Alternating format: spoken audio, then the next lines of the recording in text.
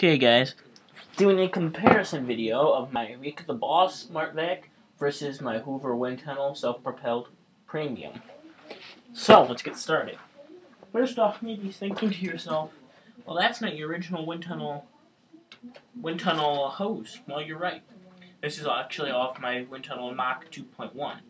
The other one that was on here had a clog, and just want to get the video started and done. So let's get going here.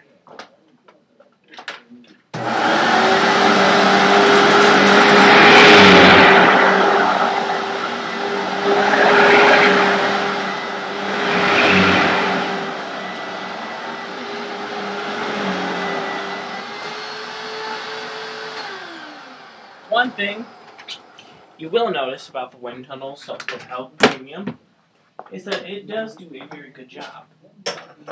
It pulls you practically across the floor with the self-propelled mode engaged.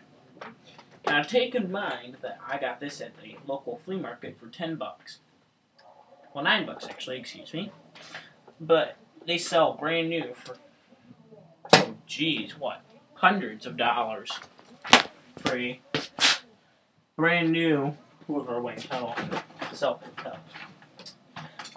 If anybody really knows where I can get a cheap 40th anniversary wind tunnel, let me know, because I've been kind of eyeballing one of those. So, yeah, if you can help me there, be very well appreciated.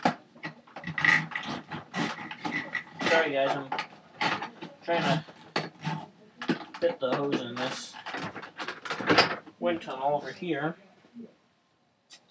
As you all know, the wind tunnel Mach 2.1 runs, but it smells, so not gonna run that.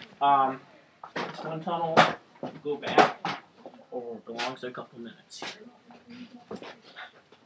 So let's get started here at the Eureka the Boss Smart Vac.